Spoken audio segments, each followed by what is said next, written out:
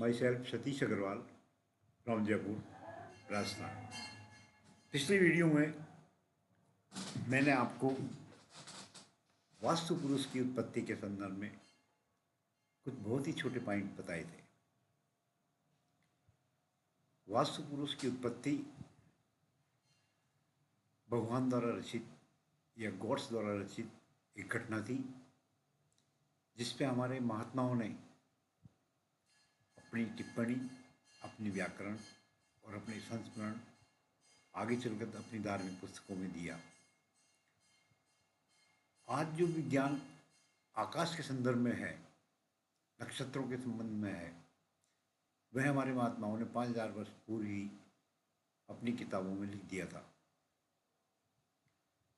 वर्तमान युग में एक नाम है नास्ट्रेडमस। बहुत से लोगों को जानकारी उसके बारे में, काफ़ी उसके लेख आते हैं। उसकी भविष्यवाणी के बारे में भी बहुत से लोग जानते हैं।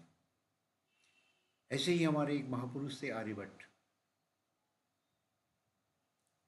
हमारे आकाश विज्ञान से संबंधित कुछ जगहों पर उसके नाम भी अंकित हैं। ऐसे ही हमारे महात्माओं ने, जब साइंस नहीं था और उस वक्त भी आकाश के संदर्भ में बहुत अच्छे लेख लिखे, अपने ज्ञान अपने अनुभव के संदर्भ में। उसी वक्त उन्होंने तय किया कि संसार में जो आकाश है, एक शून्य है, एक क्षितिज है, उसकी 10 दिशाएं होती हैं। बहुत से लोगों को ये मालूम नहीं कि 10 दिशाएं कौन सी होती हैं।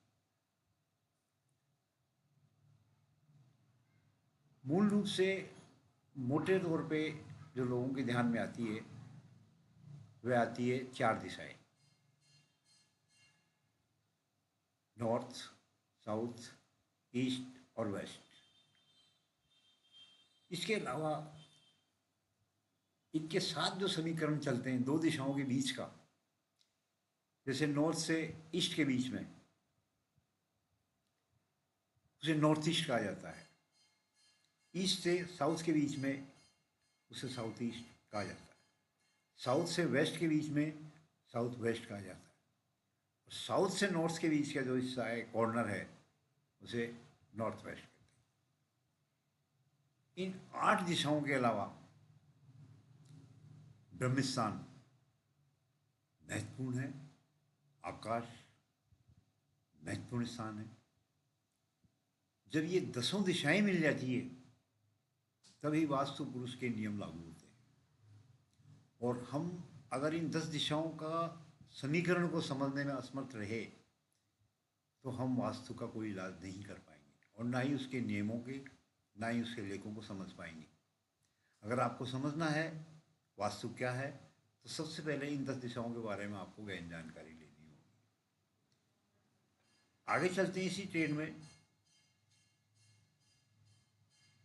जब हम अपना प्लाट बनाने के लिए प्रथम बार अपनी ज़मीन खरीदते हैं, तो उसके पहले भूखंड को देखने जंगल में या उस ऐसी जगह पे जाते हैं जहाँ प्लॉटिंग कट रही होती है। प्लॉटिंग खरीदते समय कुछ बातें ऐसी होती है कि वहीं से वास्तुशास्त्र का नियम लागू हो जाता है। प्रथम तौर पर ये देखें कि आप ऐसा कोई प्लाट ना खरीदें दूसरी जगह का ढलान अपनी ओर आता हो, या जिस प्लाट को आप खरीद रहे हो उसकी ओर आता हो। सबसे श्रेष्ठ जो प्लाट माना गया है, प्लाट की स्थिति मानी गई है, जो दिशा मानी गई है, नॉर्थ ईस्ट को मानी गई है। क्यों मानी गई है? इसका भी एक समीकरण है कि नॉर्थ और ईस्ट दोनों शुद्ध वायु और जल का, वायु, जल और प्रकाश का संग्रहण करते हैं। ईस्ट आगे चल करके सूर्य देवता के माध्यम से हमें ऊर्जा प्रदान करते हैं। नॉर्थ ईस्ट कॉर्नर है वह हमें आध्यात्म की ओर आगे बढ़ाता है। जब शरीर में ऊर्जा और दिमाग में आध्यात्म की स्थिति रहेगी तो व्यक्ति उन चीज़ों को सोचकर आगे बढ़ने की पूर्ण संभावना रखता है। जब हम प्लाट खरीद रहे हैं और मनचाही कीमत देकर खरीद रहे हैं, खाली ज़मीन को खरीद रहे हैं, खाली भूखंड को खरीद रहे हैं, या ऐसा भी हो सकता है कि बना हुआ प्लाट खरीद रहे हों, तब भी मन की स्थिति ये होगी हम उतना पैसा सामने वाले को देंगे जितना वो मांग रहा है। तो हालात से ऐसा कोई समझौता ना करें जो वास्तु के नियमों के विपरीत हो। कुछ ऐसी भी चीज़ें आ जाती है कि अपनी अज्ञानता के कारण या अपने अनुभव के कारण अपन वास्तु नहीं जानते और उस अज्ञानता के कारण ऐसा कोई भी प्लाट खरीद लेते हैं या ऐसा बिजनेस पॉइंट खरीद लेते हैं, शॉप है, फैक्ट्री है, या किसी ऐसी जगह पे जहाँ हो सकता है कि अपने को आगे चल के बिजनेस करना पड़े, उसमें वो जगह भी शामिल है। और आगे जाके पता लगता है किसी मिलने वाले के द्वारा, किसी ज्योतिष के द्वारा या किसी अज्ञात व्यक्ति के द्वारा या अपने परिचित के द्वारा कि इसमें ये कमी हो सकती है। सामने वाले ने अपने को 100% डाउटफुल कर दिया है, अपने दिमाग में वो बात बैठ जाएगी। तो क्यों ना आप किसी वास्तुशास्त्री से संपर्क करें और अपनी समस्या का समाधान करें। हो सकता है